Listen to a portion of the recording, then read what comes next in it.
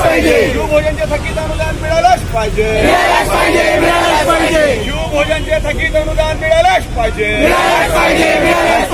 आवाज कुणाचा, आवाज कुणाचा, भारत सरकार थकीत अनुदान मिळालंच पाहिजे, थकीत अनुदान मिळालंच पाहिजे, देवा भाऊ होश में आओ, अजित भाऊ होश में आओ, एकनाथ भाऊ होश में आओ, थकीत अनुदान मिळालंच पाहिजे, थकीत अनुदान मिळालंच पाहिजे, थकीत अनुदान मिळालंच पाहिजे,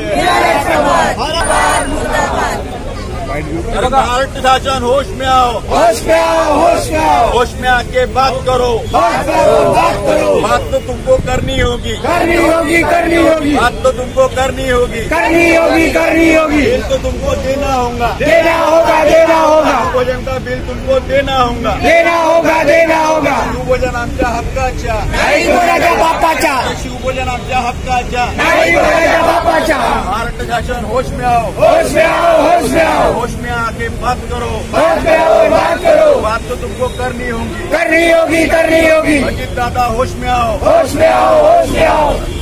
होश में आके बात करो, बात तो आपको करनी होगी, शिवभोजनचं अनुदान मिळालंच पाहिजे. नगरसेवक शिवभोजन संचालक आहे. गेल्या मागील 6 महिन्यापासून शिवभोजनाचे देयक प्रलंबित आहे. 1/1/2020च्या अनुषंगाने महाआघाडी सरकारने ही योजना सुरू केली आणि योजना सुरू केली तेव्हापासून कोणत्याही प्रकारे शिवभोजन केंद्र चालकांना आर्थिक अडचण आली नाही. दरमहा नियमितपणे बिल आम्हाला मिळत होते. परंतु मागे जे युती शासन आली, युती शासनानंतर काय घाट झाला आणि काय षडयंत्र आहे या शासनाचं शिवभोजनाच्या केंद्र चालकाच्या विरोधात, तर यांनी शासन आल्यानंतर मागील वर्षभरापासून प्रलंबित करता आज 6 महिन्याचे अनुदान पूर्णतः प्रलंबित आहे. आम्हाला वारंवार तगादे लावून सुद्धा आम्ही वारंवार पत्र दिलेलं आहे. मंत्र्यांना पत्र दिले, आमदारांचे पत्र सुद्धा वित्तमंत्र्यांना दिले, अन्नधान्य वितरण मंत्र्याला दिले, मुख्यमंत्र्यांना दिले. परंतु अजूनही शिवभोजनाचे जे अनुदान आहे त्या बजेटमध्ये नोंद करण्यात आलेली नाही, तरतूद करण्यात आलेली नाहीये. 270 कोटी वार्षिक कोटी रुपये याच्यासाठी लागते, परंतु फक्त 70 कोटीची तरतूद करून ठेवलेली आहे. त्यामुळे शासनाला आमचे पैसे द्यावायचे आहे का नाही हा मोठा प्रश्नचिन्ह निर्माण झालेला आहे. आपण बघतो की लाडक्या बहिणीला पैसे दिले जात आहेत, त्याच्यासाठी आमच्या कोणत्याही प्रकारे वाद नाही आहे. चांगली योजना आहे, शासनाने ते राबवायला पाहिजे. परंतु त्याचे कारण देऊन आमचे पैसे जर थांबवत असेल तर शासनाला याची गंभीर दखल भविष्यात घ्यावं लागेल. पीडब्ल्यूडीचे कंत्राटदार आत्महत्या करीत आहे, त्याच्यामुळे शिवभोजन आमच्या संचालकाच्या आत्महत्येची वाटचाल बघत नाही ना, हा प्रश्नचिन्ह निर्माण झालेला आहे. त्याच्यामुळे शासनाने लक्ष द्यावे आणि याची नोंद घ्यावी. आजपासून आम्ही रस्त्यावर उतरलेलो आहोत. आम्ही याच्यानंतर प्रत्येक आमदाराच्या घरावर जाऊन धरणे आंदोलन, ढोल ताशा पथक घेऊन त्यांच्या घरावर टाळी वाजवा आंदोलन करणार आहोत आणि मुख्यमंत्र्याच्या घरावर सुद्धा जाऊ आणि पालकमंत्र्याच्या घरावर सुद्धा जाऊ. त्याच्यामुळे सगळ्यांच्या वतीने मी विनंती करतो की शासनाने आमच्या बिलाची गंभीर दखल घ्यावी आणि आम्हाला न्याय द्यावा. किती पैसे वाचले हे? तरी जवळपास आमचे 6 महिन्याचे नागपूर शहर आणि जिल्ह्याचे जवळपास 7वा महिना लागलेला आहे. 3 करोड रुपये जरी महिना पकडला तरी एकट्या नागपूर जिल्ह्याचे 18 ते 20 करोडच्या जवळपास प्रलंबित आहे. महाराष्ट्राचे 33 करोड बाकी आहे. ठीक आहे. राजू मी किशोर ठाकरे, शिवभोजन केंद्र संचालक, नागपूर शहर शिवभोजन केंद्राचे मी कोषाध्यक्ष आहे. आंदोलनाचा काय उद्देश आहे सगळं? आज जो नागपूर शहर शिवभोजन केंद्रातर्फे जे आंदोलन करण्यात येत आहे त्याचा एकच उद्देश आहे की गेल्या 7 महिन्यापासून शिवभोजन संचालकांना अनुदान सरकार देत नाही आहे. सरकारने 70 करोड रुपये मंजूर केले आहे, त्यानंतर सुद्धा फक्त 20 करोड रुपये त्यांनी दिलेले आहे. बाकीचे उर्वरित त्यांनी अनुदान दिलेलं नाही आहे. त्यामुळे शिवभोजन केंद्र चालकाच्या अनुदान अडकलेलं आहे आणि त्यामुळे शिवभोजन केंद्र चालक मोठ्या अडचणीमध्ये सापडलेले आहेत. गेल्या काही दिवसापासून आम्ही मुख्यमंत्र्यांना भेटलो, उपमुख्यमंत्र्यांना भेटलो, पालकमंत्र्यांना भेटलो, अनेक आमदारांचे पत्र घेतले, त्यांना सुद्धा भेटलो. पण तरी देखील हे शासन कुंभकर्णाची झोप घेऊन सोंग करत आहे आणि केंद्र चालकाला दिलासा देत नाही आहे, त्यांना अनुदान देत नाही आहे. आज शिवभोजन केंद्र चालक अतिशय याच्यामध्ये सापडलेले आहे, कचाटीमध्ये सापडलेले आहेत. कारण की त्यांना अन्नधान्य असो किंवा कामगाराचा पगार असो, किराया असो, दैनंदिन उपयोगामध्ये आणणाऱ्या ज्या पण वस्तू आहेत त्या त्यांना नगदीमध्ये खरेदी करावं लागत आहे. आणि केंद्र चालकांनी जे उधारी घेतलेली आहे ते सुद्धा दुकानदार त्यांना माल देत नाहीये.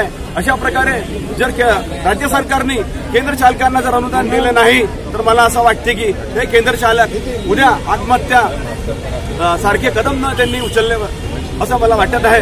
म्हणून राज्य सरकारने त्वरित हे अनुदान दिले पाहिजे, जेणेकरून केंद्र चालक सुरळीतपणे शिवभोजन केंद्र चालवतील. आता सध्या परिस्थिती 7 महिने झाले की आम्हाला शिवभोजनची बिलं अजूनपर्यंत मिळाले नाही. आणि आमच्या शिवभोजनात काम करणाऱ्या ज्या महिला आहेत त्या एक तर विधवा आहे, कुणी घटस्फोटी आहे किंवा ज्यांची मुलं बाळं नाही अशा महिला आमच्याकडे काम करतात.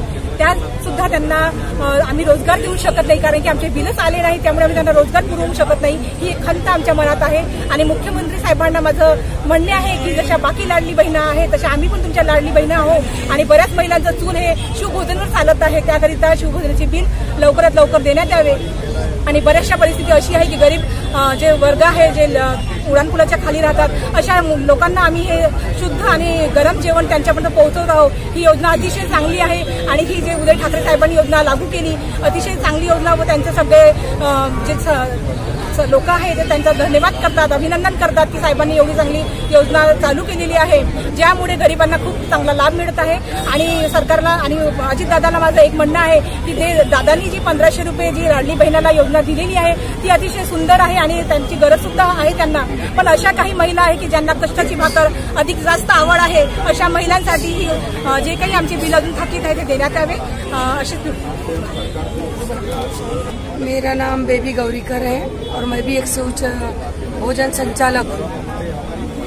बड़े दुख के साथ कहना पड़ रहा है कि महाराष्ट्र के मुख्यमंत्री जो हमारे नागपुर के मूल रहवासी है लाडली बहना के ऊपर इतना ज्यादा भर दे रहे हैं कि जो शिवभोजन जिन बहनाओं को दे चुके हैं उनको तो फिलहाल 6 महीने से भूल चुके हैं. हम उनको याद दिलाना चाहते हैं कि माननीय देवा भाऊ की हम भी लाडली बहनाएं हैं और जिन्होंने पूरे महाराष्ट्र भर अपनी महिलाओं के बचत गट को ये रोजगार उन्होंने दिया. जो बचत गट की 10 महिलाएं रहती वो 10 महिलाएं इस शिवभोजन में काम करती है, अपना उदर निर्वाह करती है. और ऊपर से जो लोग यहाँ पर काम करके अपना पेट पालते, दूसरों का पेट पालते, आज किराने दुकान वाले की उधारी और काम करने वाले का पैसा रुकने के बाद उनको अभी असहज हो गया है जीवन जीना. और मैं अपने लाडले मुख्यमंत्री से ये निवेदन करना चाहती हूँ कि लाडली बहनों के साथ साथ आप हमारी और भी अपनी कृपा दृष्टि रखिए.